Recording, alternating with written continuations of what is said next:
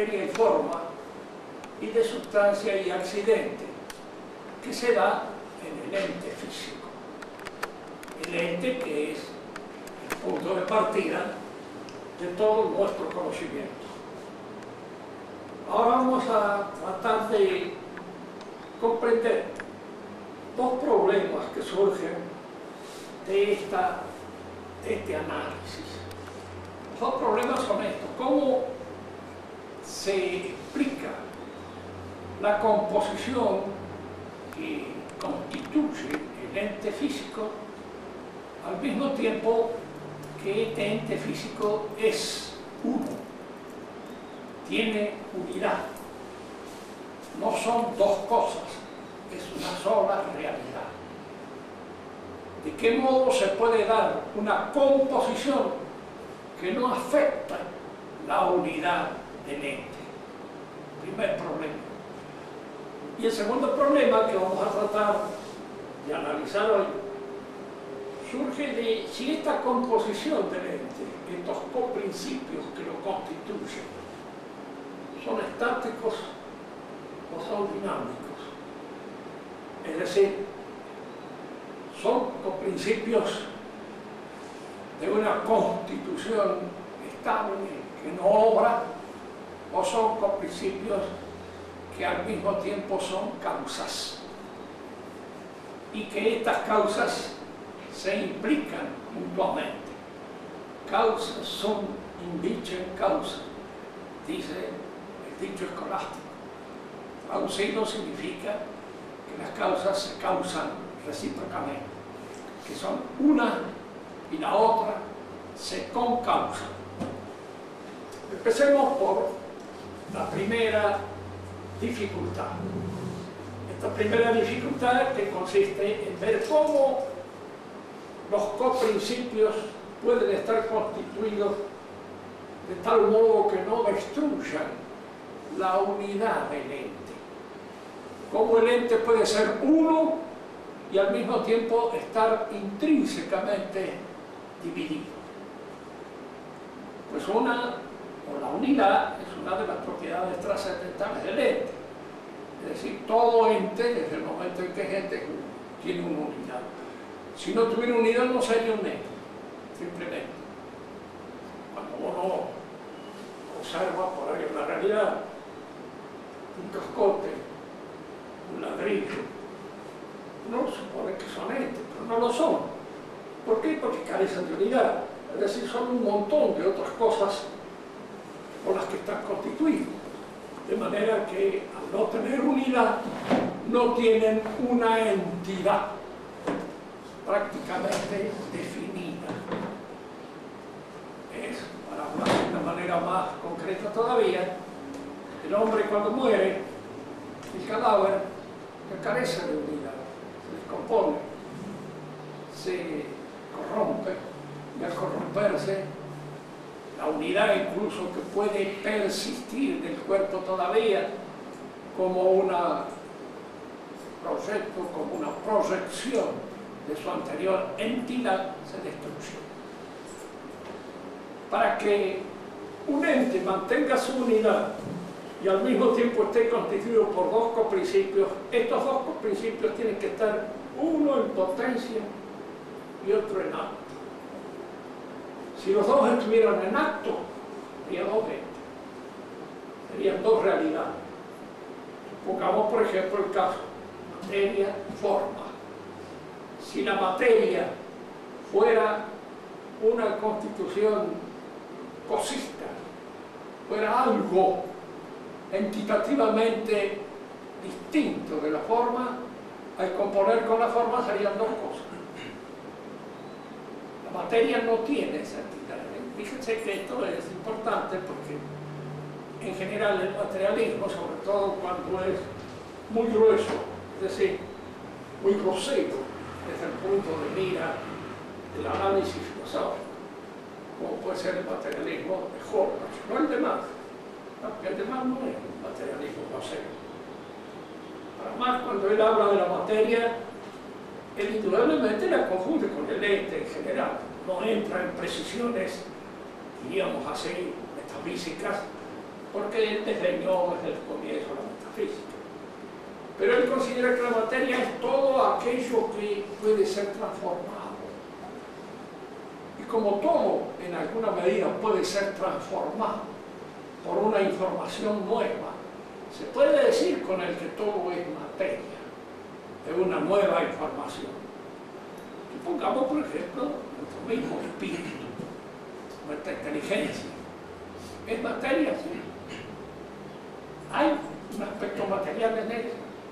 Eso que los griegos llamaban el nous pasetikó, o sea, el elemento paciente del intelecto, aquel que recibe de las formas esenciales exteriores la información propia de la ciencia. Entonces, si recibe una información, es transformado por esa información. Antes de tener el conocimiento de tal cosa, no es lo mismo que después de tener. Y si después de tener ese conocimiento hay una nueva información, es porque hay en el conocimiento, en el pensamiento, en el espíritu humano, una disposición pasiva para recibir una información. Y toda disposición pasiva para recibir una información es materia en el pensamiento clásico. Indudablemente, estoy hablando un poco familiarmente, más no conocía el pensamiento tradicional, aristotélico, tomista, no lo conocía. No es porque fuera un ignorante. La tesis de Mara es sobre la filosofía griega. Conocía el griego perfectamente bien y lo leía incluso en su época ya viejo. Lo leía como me gustaría poder verlo a mí, pero él lo leía. Sí, había ido a una muy buena escuela, era el otro venía de Milero, había ido a una buena escuela y había tenido una información muy buena en su juventud y que conservó a lo largo de eso. Pero indudablemente el pensamiento aristotélico lo dio por terminado. Lo había leído probablemente en la historia de la filosofía de Hegel. Hegel dice una cosa con respecto a todo el pensamiento tradicional, escolástico. Yo he pasado por sobre todo eso, calzado con las botas de las 1000 lenguas. De manera que si él pasó con una salación por todo el pensamiento tradicional, no hay que pedirle una sola explicación, no lo conocía. Lo ignoraba rotundamente. Y esta ignorancia parecía en ellos no como una ignorancia, sino parecía como un elemento progresista, como un saber. Se habían dejado de lado esas cosas, que se consideraban desde ya benignas. La razón es bastante compleja, difícil de escogitar y que no se puede explicar así en 2 palabras. Tenemos que tener más tiempo para explicar por qué se produjo esto. Porque un intelectual del tamaño de Hegel, en un momento determinado, porque no es cualquier cosa, es una de las grandes mentalidades de eso que yo llamo el pensamiento ideológico del siglo pasado, para distinguirlo del pensamiento tradicional. Es otra cosa, pero no es una cosa, diríamos así, a la cual se puede tildar pura y simplemente de haber ignorado totalmente la historia de la filosofía. Él escribió una historia de la filosofía, de manera que debió haber estudiado y debió haber pensado en ella, pero indudablemente él daba por terminadas ciertas actitudes, ciertas formas de encarar la realidad que no estaban tan prescriptadas como él pensaba, ni que habían sido ya completamente dejadas de lado a partir de Descartes. El pensamiento entonces tradicional es desconocido para él. Marx tiene una idea de la materia que es una idea que está recogida en el pensamiento tradicional escolástico. El escolástico le diría sí, que tiene razón en la medida en que todo puede ser objeto de una transformación o de un cambio. Y en tanto que objeto de una transformación o de un cambio, hay en todo materia para realizar esa transformación, para realizar ese cambio, incluso la inteligencia humana. Y en eso estamos de acuerdo con usted con una diferencia, de que al hecho hay que analizarlo con un poco más de detenimiento, y usted observará que no todo es materia. porque hay un elemento siempre en el ente, la forma, que es un elemento activo, y la materia es el aspecto puramente pasivo de esa composición de materia y de forma. El problema era este: cómo esta composición puede darse entonces sin destruir la unidad del elemento. Y habíamos dicho lo siguiente: si fueran en acto las dos cosas, habría dos realidades. Si fueran en potencia las dos cosas, no habría nada. Nada, porque la potencialidad siempre es potencialidad de algo que está en acto. Porque si no hubiera un cierto acto, no podríamos descubrir en esa actualidad la potencialidad.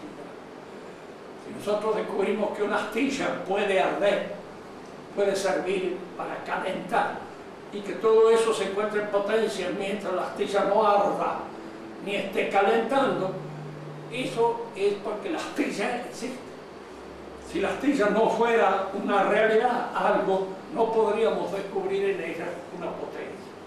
Entonces, para que una cosa pueda ser compuesta y al mismo tiempo permanecer una, esta composición tiene que ser de potencia y de acto.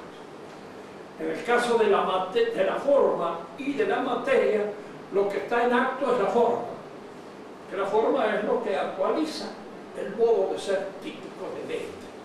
Y aquí conviene hacer una distinción, porque siempre por ahí el alumno que estudia estas cosas me pregunta: ¿qué diferencia hay entre la forma y la esencia? La diferencia está en que la esencia incluye también la materia. Nuestra forma es nuestra alma, es aquel elemento activo que nos hace ser eso que somos. Pero al mismo tiempo somos materia. Estamos constituidos por una corporalidad material y al mismo tiempo hay en nosotros elementos materiales que a su vez explican ciertas actividades o ciertas pasiones o ciertos inconvenientes o accidentes recibidos por nosotros. Explicaba la clase parejada. Si ustedes estudian, eso hay que atribuirlo a la forma, es decir, al elemento activo, al elemento espiritual que existe en nosotros. Pero si ustedes se pegan un golpe porque pierden el equilibrio, no lo atribuyen a ese elemento. No se caen porque son racionales, se caen porque son cuerpos pesados. Y de alguna manera el cuerpo pesado, al perder el equilibrio, cae, tierra. Y ese es un acto que puede sucedernos a nosotros y que es atribuible a este aspecto material que nos constituye. La forma es el aspecto que nos hace ser eso que efectivamente somos y aquello de lo cual somos efectivamente responsables. La esencia es todo, materia y forma. Por eso no puede reducirse simplemente a la materia y a la forma. Es la constitución de materia y de forma. Y la naturaleza, que nosotros consideramos de alguna manera como un elemento, no diríamos sinónimo, porque ustedes saben que no existen los sinónimos. No hay sinónimo. Un sinónimo auténtico, cabal, sería una cosa inútil. No habría necesidad de emplearla. Cuando uno dice veo, miro, son dos cosas diferentes. Puedo mirar y no ver. Puedo ver y no mirar. Puedo oír y no escuchar. Y puedo escuchar y no oír. Hay el curioso, que podría ser yo, por ejemplo, que pone la oreja pero no oye nada. Y de alguna manera diríamos, escucho, pero no oigo. Eso cuando alguien me pregunta, ¿me escuchas? Sí, te escucho, pero te oigo. Ese es el problema. ¿Por qué? Porque en estas cosas hay esa distinción. La naturaleza y la esencia significan más o menos algo parecido. La esencia del hombre, su naturaleza, está constituida por esa forma y esa materia que lo hace ser hombre. Pero la naturaleza supone la movilidad propia de esa esencia. Es decir, la naturaleza es dinámica. La naturaleza es la esencia considerada en su dinamismo. y la esencia es la naturaleza considerada en sentido estático. Son dos consideraciones diferentes que nos ofrecen dos situaciones. Yo cuando analizo la esencia de una cosa porque estoy trabajando con nociones completamente estáticas. Pero cuando uno, médico, obra sobre la naturaleza humana, está obrando sobre algo dinámico, sobre algo que en alguna medida todavía no es acabado. Y obra en la medida en que este ser humano es capaz de autodefensa, es capaz de movimientos que puedan llevar nuevamente a la salud. Y eso constituye su naturaleza. Materia y forma entonces están en la misma línea del acto y la potencia. Materia es potencial, no es una cosa. Nosotros tenemos la tendencia de cosificar la materia, de creer que la materia es una cosa. No es una cosa, es un principio, un coprincipio. Y este coprincipio es pasivo, por eso está en potencia, con respecto a la forma que es un coprincipio activo. Es un coprincipio que obra, que actúa de una cierta manera, con una cierta naturalidad, entendiendo aquí por naturaleza ese trabajo, esa actividad propia de esta forma esencial. En la composición de sustancia y accidente aparecen otra vez estas nociones de materia y de forma. Pero aquí son al revés. Es decir, lo más importante es lo que está en potencia. Y lo menos importante es lo que está en acto. La sustancia está en potencia. ¿Por qué? Porque eso que soy yo me manifiesto a través de una serie de accidentes que me identifican efectivamente. Son mis accidentes. Son los accidentes que sostienen la sustancia. Son los accidentes que revelan y manifiestan la sustancia. Pero no son la sustancia. Lo que yo puedo observar en un ser humano, por ejemplo, tomándolo como modelo de esta interpretación, de este análisis, lo que yo puedo observar son siempre elementos accidentales. Su estatura, su peso, su color, los gestos, las palabras. Entonces fíjense que nosotros no podemos ver y observar la inteligencia, pero la podemos conocer a través de las respuestas, a través de los actos. Podemos conocer también al imbécil declarado, completo, en la medida en que obra como tal. Y al obrar como tal, hacer cosas absurdas, estúpidas, damos cuenta de que le falta algo. Me dice acá, 5 pesos. Le falta algo en su inteligencia. ¿Sí? Ahora, la inteligencia no lo observamos. Ahora, esos actos inteligentes están sostenidos por una facultad, que es la inteligencia. Como los actos voluntarios están sostenidos por una facultad, que es la voluntad. Facultades ambas inorgánicas. No son orgánicas. La facultad aprehensiva de la mano es una facultad orgánica. Yo tomo esto con la mano, lo manejo, puedo. Con mi voluntad no puedo tomar nada. Puedo aprender algo con mi voluntad. Y sin embargo, obro voluntariamente cuando de alguna manera impongo mi voluntad. Es decir, la voluntad es el movimiento, la fuerza, la energía que dispone el espíritu. Y siempre está obrando de conformidad con aquello, con aquel bien que le señala el entendimiento. Por eso la relación entre voluntad y entendimiento, entre entendimiento y amor, la voluntad es el amor. ¿Sí? El amor, auténticamente y cabalmente, es la voluntad.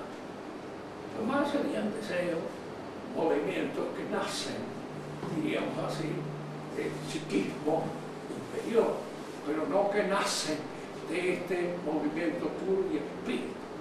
Podemos atribuir a Dios la voluntad, el amor y la inteligencia. Y en Dios la inteligencia prima siempre sobre la voluntad, igual que en nosotros. Acá hay a veces algunas discusiones en torno a cuál es primero, cuál es más importante. Fíjense que estos dos movimientos, el inteligente y el voluntario, son, digamos así, sinérgicos. Obran en conjunto. Pero el que señala el objetivo, el que señala el propósito para que la voluntad se ordene, es precisamente la inteligencia y el bien señalado por la inteligencia. Viene esto porque en el mundo moderno comienza a veces como ciertos errores teológicos cometidos por los teólogos de la escolástica decadente. Los teólogos de la escolástica decadente, cuando hablan de Dios o especulan en torno a Dios, ponen la voluntad de Dios sobre la inteligencia. Y de aquí se extraen una serie de consecuencias que son de todos puntos de vista detestables y que con el correr del tiempo van a llegar a ser abominables. Por ejemplo, en el mahometanismo, en el Corán, Dios es voluntad. Yo no les podría decir, no hay nada que se oponga a la voluntad de Dios. Dios puede hacer un círculo cuadrado para los musulmanes, sí, puede hacer. Entonces puede decir, este señor es estúpido, puede hacer cosas estúpidas, sin sentido, sin la aplicación de la inteligencia. Fíjense que te deja poner la voluntad sobre la inteligencia, pueden hacer del mundo un caos, desorden. Se salva el que Dios quiere. Y Dios en ese sentido obra con una voluntad omnívora, en un sentido absolutamente dictatorial y tiránico, para decirlo en términos más modernos, en el gusto más de nuestra afectividad. Es decir, uno puede decir, no es que Dios tenga su voluntad limitada por la inteligencia, no hay límite. Que ahí es una voluntad esclarecida por la inteligencia, es una voluntad omnisciente, es una voluntad inteligente, no es una voluntad imbécil. Dios no puede querer cosas absurdas. ¿Por qué? Porque iría contra la inteligencia misma divina. La inteligencia divina siempre obra de una manera conforme a su sabiduría, conforme a su omnisciencia. De manera que su omnipotencia está iluminada por su omnisciencia. Y no es una cosa así. Dios puede hacer que un pecado no sea pecado. Pecado es un pecado. Nadie puede dejar que sea eso que es. Y el que señala perfectamente el carácter del pecado es Dios mismo, que lo hace hacer de cierta y determinada manera. Este acto humano es un acto pecaminoso. ¿Sí? Ahora, es indudable que Dios salva y hay que tener en cuenta que su infinita misericordia, por lo menos los que somos pecadores, endurecidos y encallecidos en el pecado, podemos decir que esperamos de la misericordia de Dios, que es misericordioso, y que su misericordia es más generosa que su justicia. Porque si fuera a obrar justamente, poco nos podríamos salvar. Así que sí, Dios hubiera los santos nada más. Y el resto iríamos a parar a saber a qué hora, en donde no podremos salir nunca. ¿Por qué? Porque hay nosotros pecados. Pero Dios obra y al mismo tiempo, diríamos así, ejerce sobre nosotros esa influencia benéfica que nos lleva, en cierto modo, a pesar de nuestros desfallecimientos, a pesar de nuestras deficiencias, a seguir convencidos de que podemos mantener este norte que Él nos ha señalado como principio de la salvación. La composición, entonces, de materia y forma es composición de acto y potencia. Y la composición de sustancia y accidente también. La diferencia está en esto. La sustancia es más importante metafísicamente que el accidente. Que el accidente es de la sustancia. y está en la sustancia, y se sostiene en la sustancia. Pero la sustancia es potencial con respecto al accidente que es lo actual. Fíjense que todo a veces tiene su importancia aún en el problema de las cuestiones prácticas. Yo siempre lo saco a conclusión cuando se habla, por ejemplo, de los derechos del hombre. Acá se confunde todo lo práctico y los problemas especulativos. El personalismo de Maritain y el personalismo que está inscrito en el nuevo catecismo que la Iglesia ha sacado, que es personalismo. También hay allí ciertas confusiones con respecto a esta diferencia, porque especulativamente la sustancia es más que el accidente. Si la sustancia es más que el accidente, podemos decir que el individuo, que es una sustancia, es más que la sociedad, que es un accidente. Que la sociedad es un accidente. La sociedad surge, digamos así, de la confrontación teológica de los individuos. Los individuos son el elemento sustantivo sobre los cuales la sociabilidad se inscribe como accidente. Pero usted despoje al individuo de la sociedad, ¿qué le queda prácticamente? Un imbécil. Un imbécil, ya lo decía Aristóteles, un idiota. La palabra idiota quiere decir hombre solo, solitario, no sabe hablar. Es un infante. ¿Por qué no sabe hablar? Porque no está en composición con los demás, no entra en relación con los demás. Entonces, esto que desde un punto de mira es superior, desde otro punto de mira es inferior. Si nosotros consideramos pura y exclusivamente desde un punto de mira especulativo, teórico, la sustancia es más importante que el accidente, luego el hombre, la persona, es más importante que la sociedad, está por encima de la sociedad. ¿Por qué? Porque la sociedad es un accidente práctico que hace y constituye y actualiza las posibilidades puramente virtuales de esa sustancia que es el hombre. ¿En dónde adquiere el hombre sus derechos? En la sociedad. Al inscribirse en la sociedad, al entrar en composición con ella. Y entonces es en ese movimiento dialógico de perfección donde a medida en que va alcanzando perfecciones va adquiriendo sus derechos. Los dos caballeros que están ahí tienen el derecho de ejercer la medicina y los otros. ¿Por qué? No habrían los derechos del hombre. Todo hombre tiene derecho a ser médico. No todo hombre tiene derecho a ser abogado. Todo hombre tiene derecho. No.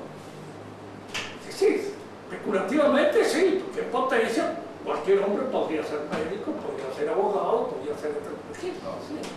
Pero en concreto no. Cuando se actualizan sus posibilidades, esas posibilidades son aquellas que de alguna manera se adquiere en este movimiento perfectivo que se da en relación con nosotros en el orden social. Y es allí donde se adquieren los derechos. No tiene que le saquen. Todo hombre tiene derecho a una casa limpia, linda, sana, es cierto. Hay que conseguir. Pues si dijéramos nosotros, hombre tiene derecho a una mujer linda, limpia, sana también. No, ¿por qué no? Pero hay que conseguir. Es decir, no es cuestión de agarrar la pata como una gallina y decir, bueno, esta es la que yo elijo. Dice, no, bueno, hay una conquista, hay una posibilidad de actuación que no todos están en condiciones de hacer. Y creo que no están en condiciones de hacer, ¿qué hacen? No consiguen una casa, no consiguen una mujer, no consiguen ni una vaca empantanada. De manera tal de que podríamos hablar de estos pobres tipos que se sienten estafados, porque obviamente la gente le hace ver los derechos del hombre, los derechos del hombre están aquí. A mí me han robado la casa, me la ha robado este que tiene una linda casa me ha robado la mía. Este que tiene una linda señora me ha robado la que yo tenía que necesitar. Y entra, diríamos así, toda esa envidia que surge de estas proclamaciones imbéciles que se dan en la sociedad. Y que son proclamaciones imbéciles. Pero lo curioso del caso es cuando uno ve que aún en el magisterio de la Iglesia se acepten esas estupideces. Cuando se han combatido siempre, y se han combatido ¿por qué? No por quien que lo combate, sino porque son idiotas. Y eso es lo que se ha dicho, el programa esto existe, esto que es absurdo, esto es una cosa estúpida. Y con esto no hacemos nada más que alentar un montón de envidia que van a significar siempre un inconveniente en el orden social como consecuencia de esto. Está bien ser generoso en todo lo que se quiera, pero hay que dar más por una cosa de lo que ella realmente vale. Claro, porque esto es feo. Uno podría decir, por ejemplo, así, compasión por los humildes, por los tipos, todo eso está bien. Bien, bien, bien. Pero no puede usted decir, mire, vea, los humildes son los más inteligentes. La sociedad hay un grupo inteligente, que son los que hay que consultar cuando uno tiene que saber algo acerca de una realidad determinada. Entonces consulta los que conocen, a los que han estudiado, a los que de alguna manera significa eso. Porque se consulta al sacerdote, que estudia teología. Consulto a él. No lo voy a consultar a Maradona, pero ahora lo consulta precisamente a Maradona. Él es el que puede hablar sobre la iglesia y él es el que puede hablar sobre un montón de cosas más, para lo cual ni está preparado. Bien. Decimos entonces que el accidente es el acto y es el que actualiza las virtualidades propias que se dan en la sustancia.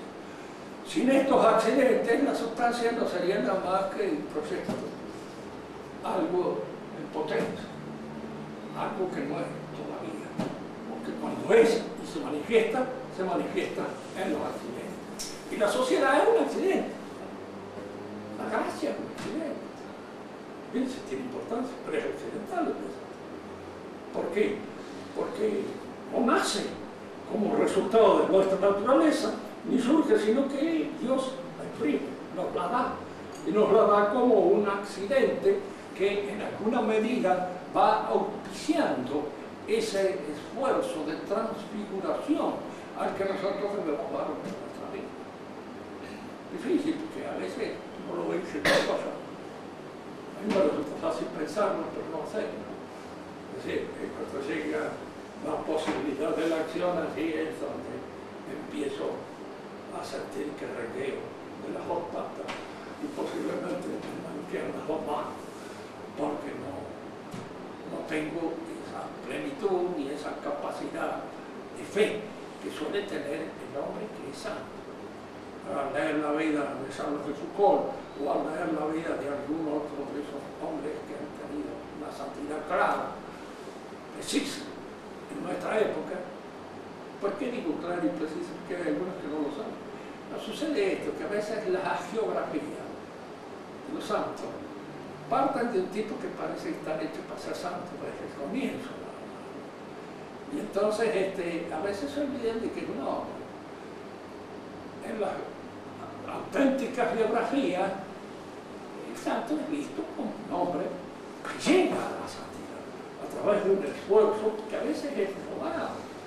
Uno piensa en San Agustín, que es el que ha escrito sus confesiones de una manera clara, hay todos los esfuerzos que tuvo que hacer para alcanzar la santidad. Y si uno le hubiera preguntado a San Agustín en un momento determinado, diría, no esté satisfecho, me falta mucho para ser santo. ¿Por qué? Porque esa es la impresión que uno tiene. El que está luchando contra las dificultades de su propia realidad es el que las conoce, el que las mide, el que las aprecia y el que las siente de alguna manera como pesos que se dan en contra de él. Y esto es una ciencia. Los demás pueden decir, qué linda vida, la sucia, pero yo no siente nada, no tanto como usted cree. Yo a veces pienso en lo que me cuesta alcanzar cierta decencia, aunque me cuesta alcanzar. De otro modo, y las tentaciones que a uno convierten en una especie de vaivén de cosas a veces feas. Estamos entonces en este asunto. La sustancia es metafísicamente considerada más que el accidente, pero la sustancia entonces se realiza a través de los accidentes. Y es en los accidentes como nosotros medimos el valor de la sustancia. Porque es a través de los actos inteligentes como se mide el valor de una inteligencia. No podemos decir, este es muy inteligente, pero nunca ha hecho nada. Pues indudablemente si no ha hecho nada, como decía Don Quijote, nadie es más que otro si no hace más, pero si hace más es más. Se acabó. Entonces, en eso es donde está determinado con esa sabiduría propia del Quijote lo que es el valor de aquel que se distingue y que se exige más que nosotros, y que porque se exige más hace más en un momento determinado. Bien. La sustancia entonces es, desde un punto de vista metafísico, está en potencia próxima de actos. ¿Por qué se dice potencia próxima de actos? Porque es lo que sostiene los actos accidentales que la manifiestan, la expresan. Ella se sostiene de ello, está en el fundamento de todo ello. Esto que yo estoy diciendo, estas palabras con las cuales me dirijo a ustedes, son accidentes. Pero son accidentes que están sostenidos por eso que yo llamo yo. Por eso yo que es mi sustancia. ¿Y qué es eso? Entitativamente hablando. Nada. ¿Por qué? Porque entitativamente hablando no es una cosa. No es un aspecto mío, no es mi espina dorsal, no es el esternón, no es ninguna de esas otras realidades físicas que yo puedo considerar casi como sustantivas. Pero que acá es donde conviene hacer una aclaración. El cuerpo, en la medida en que tiene dimensiones, peso, medida, obra como sustancia con respecto a ciertos accidentes que afectan pura y exclusivamente la corporalidad. La medida, las dimensiones, el peso, todas esas cosas que pueden ser matemáticamente considerados son, diríamos así, accidentes propios de la corporalidad. Cuando la física moderna empieza a convertirse en física matemática, reemplaza la idea de sustancia en el sentido tradicional del término por esta idea de esta especie de sustancialidad del cuerpo. No es porque el cuerpo no cumpla funciones sustantivas con respecto a esos accidentes que corresponden. Cuando mido o peso, es un cuerpo, y es el cuerpo el que responde de esos accidentes que yo descubro, sus medidas, peso, la velocidad, etcétera, etcétera, que puedo yo encontrar en él.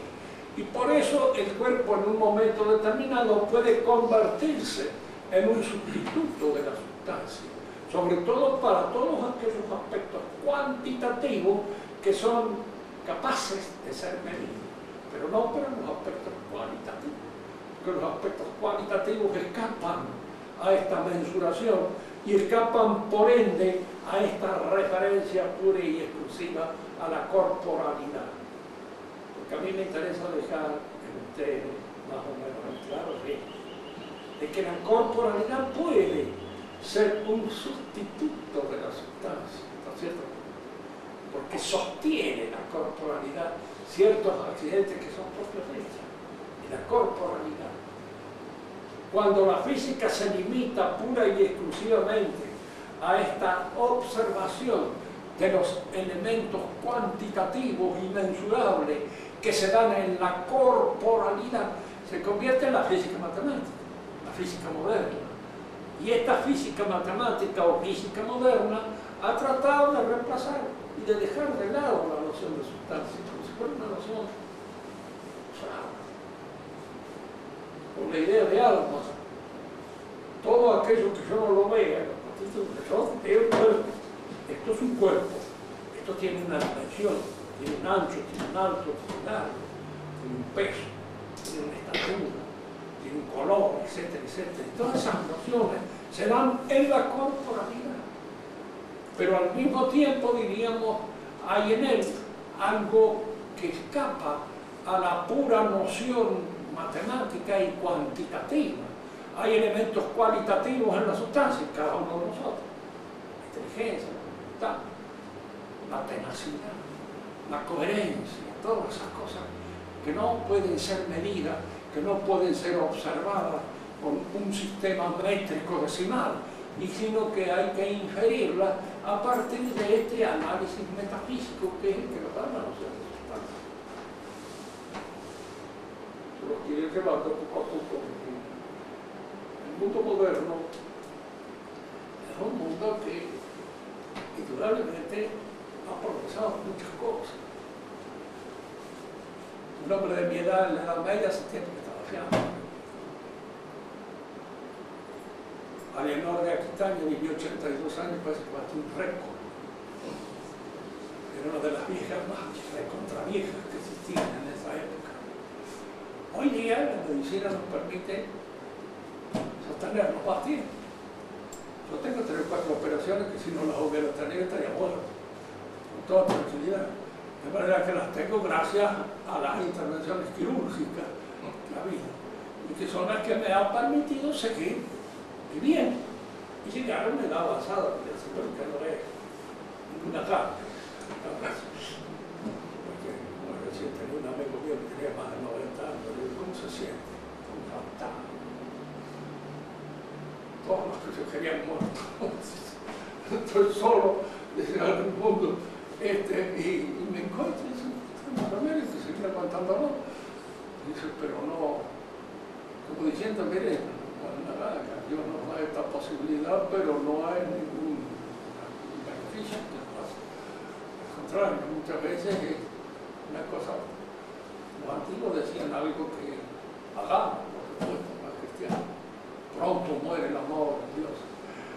Y no estamos del todo equivocados en este sentido, de que el morir pronto es, de alguna manera, el evitarse muchas cosas que uno no se las evita como consecuencia precisamente de vivir demasiado tiempo. Bien. Hemos entrado entonces en este aspecto de la relación de la sustancia. La idea de sustancia en el sentido metafísico del término es una idea a que el mundo moderno ha renunciado, como muchas otras. Diríamos así, por esa especie de afán de simplificación. Y la pregunta es, ¿por qué simplifica? Porque fundamentalmente el hombre moderno es un hombre de acción. Quiere obrar, quiere actuar. Y quiere actuar sobre las cosas, sobre los hombres, sobre la sociedad. Pero para poder actuar sobre las cosas, los hombres y la sociedad, hay que desacomplejar, reducirlos en lo posible a ciertos movimientos calculables que puedan salir al encuentro de ellos. Por eso, por ejemplo, existe una de las recurrencias del pensamiento moderno, de toda la sociedad moderna, no solamente de los comunistas, sino también de la sociedad comunista, el miedo, el terror que se produce la gente. Pero me dice, ¿miedo de qué? Que estamos bajo la administración radical. ¿Quién es el que, sabiendo que los radicales nos administran, no tiene miedo? Van a saber qué es lo que se les puede ocurrir mañana a estos tarados y que nos provoquen un desastre desde todo punto de vista. Asusta. Y el hombre asustado, indudablemente, si se asusta mucho, pierde un poco el control de sus cosas. Y al perder el control deja de ser un hombre libre. Se convierte en un manojo de nervios a los que no es difícil manejar, haciéndole ver esto, lo otro, lo demás allá, atrayéndolo por medio de las motivaciones de sus movimientos sensibles. Es una forma de dominar. En la sociedad de consumo lo dominan al hombre por su capacidad de consumir.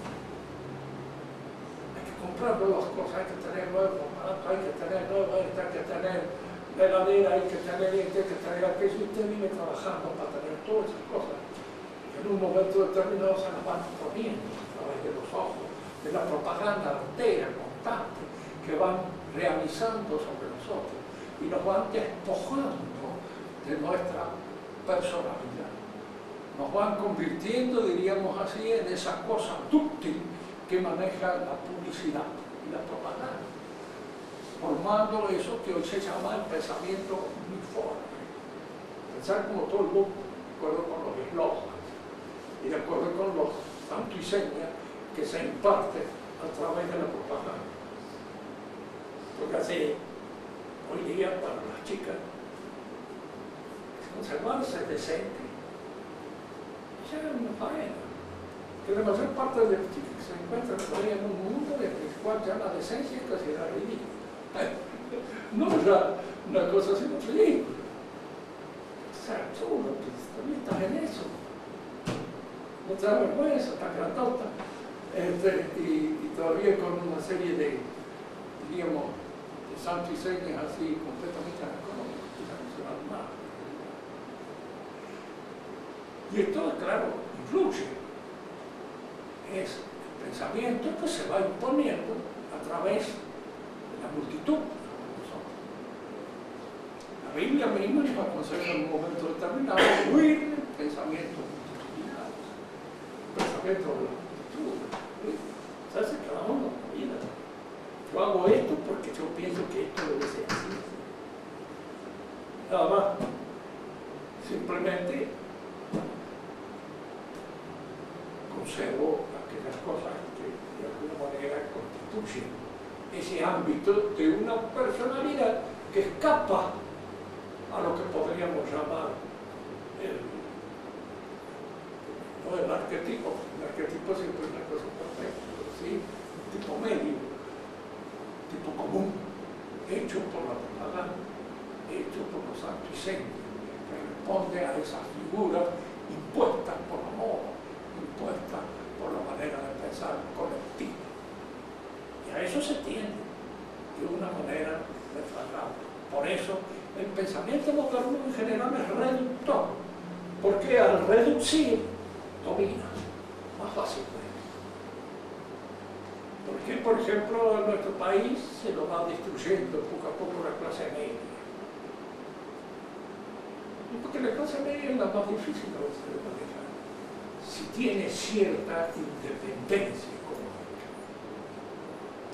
En cambio, el proletariado no tiene independencia económica.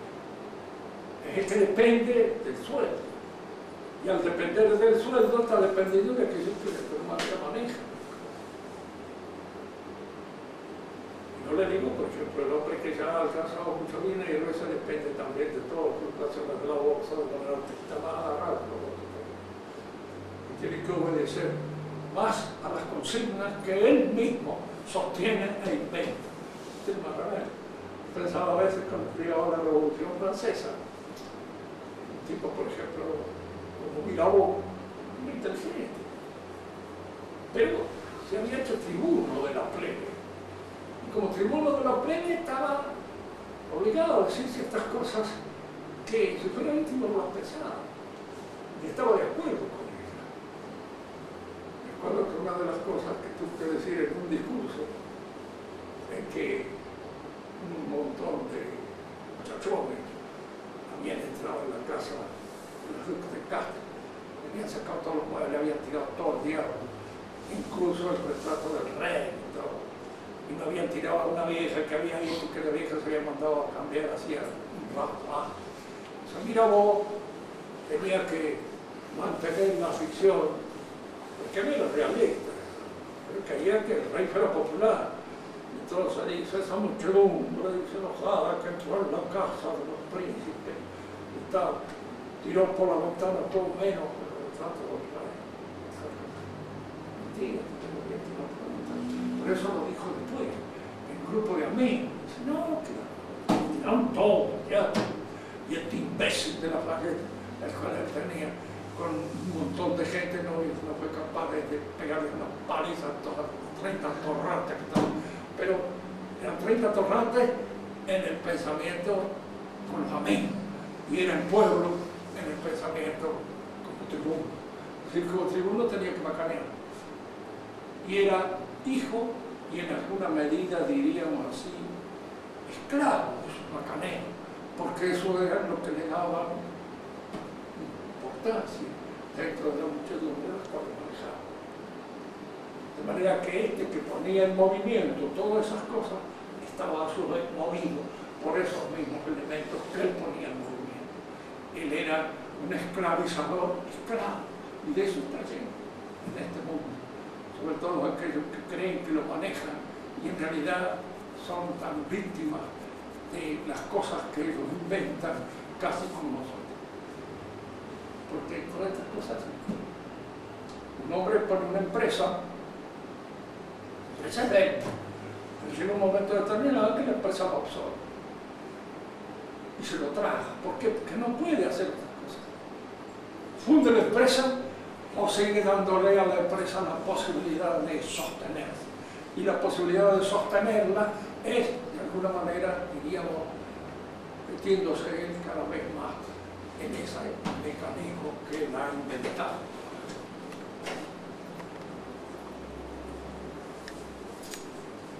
¿Alguna pregunta?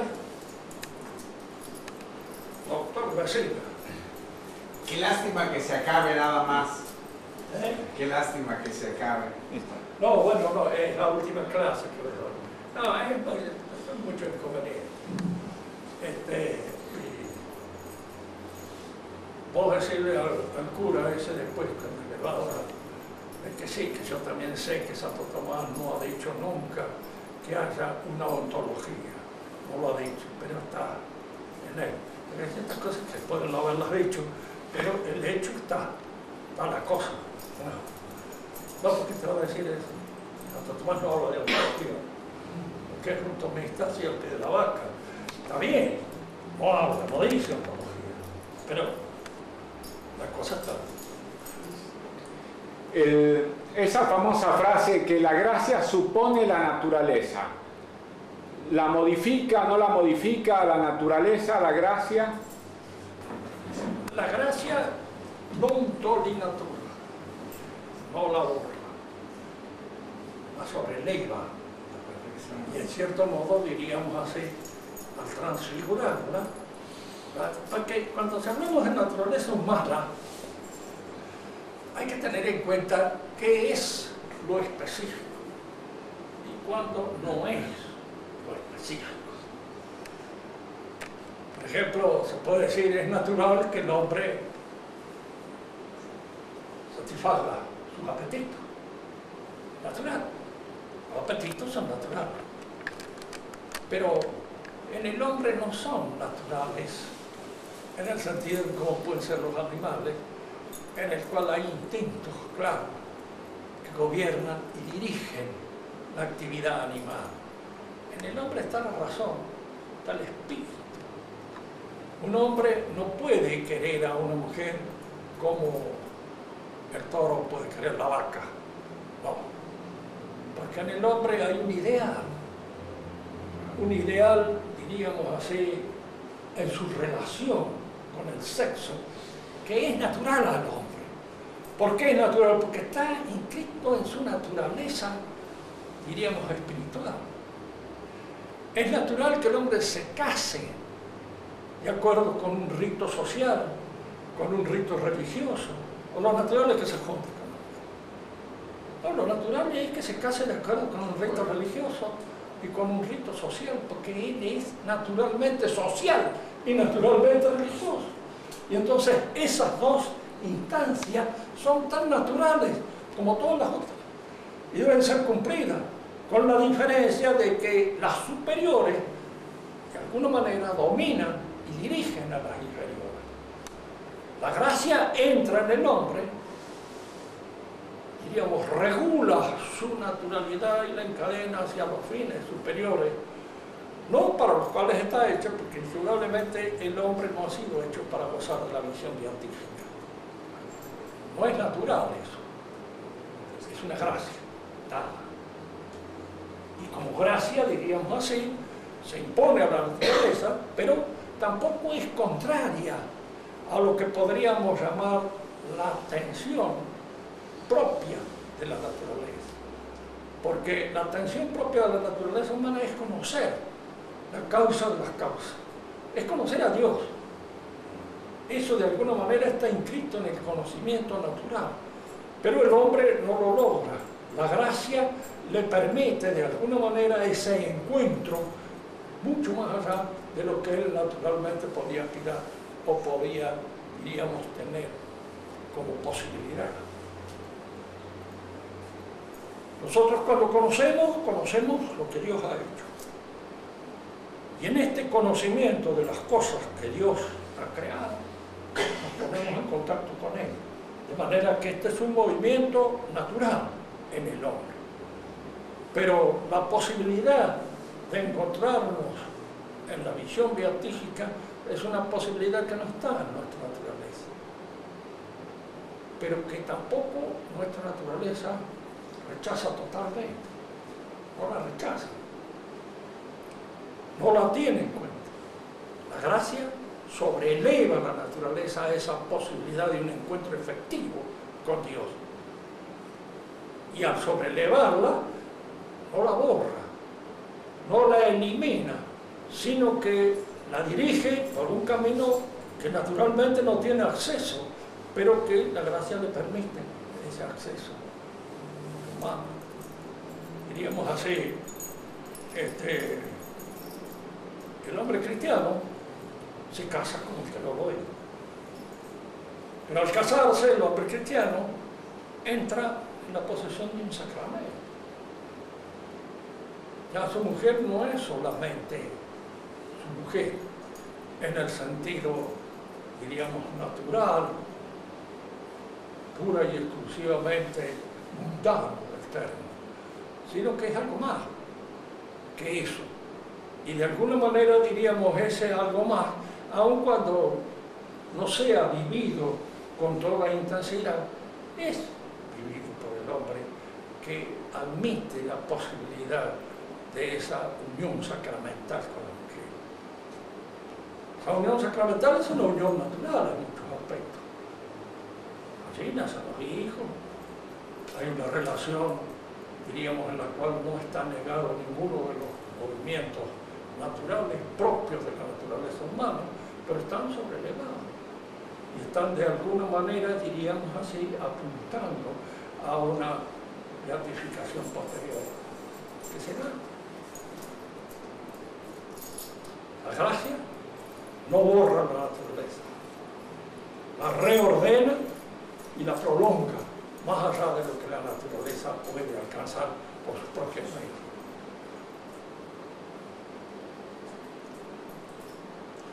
Yo naturalmente de Dios puedo conocer, puedo saber que Dios existe. Eso no es solamente objeto de fe, es objeto también de razón. La razón me permite indicar eso. Pero que Dios me quiere a mí personalmente, eso es una cosa que se usa por fe. No lo puedo saber por razón, no sé. Pero que sí.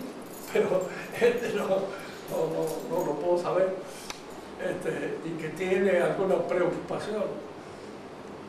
El ángel de la guardia, del cual me decía, es una verdad de fe. No se puede negar que hace un ángel de la guardia para cada uno de nosotros. Negarlo sería ir contra la fe. Ahora, ¿lo hemos visto alguna vez? ¿Hemos estado en contacto con él? Yo una sola vez creo que lo sentí un poco, pero me parece que es imaginación mía. Una vez que veníamos con un amigo y habíamos tomado unos tragos bastante de más y veníamos a 150 kilómetros en una bicicleta y agarramos un chancho en el camino. Volando.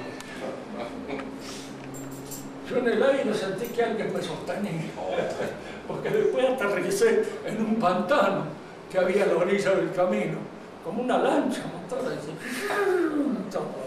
No me quedó un botón en el saco de cuero que llevaba, pero no me lastimó nada, como si no me hubiera caído.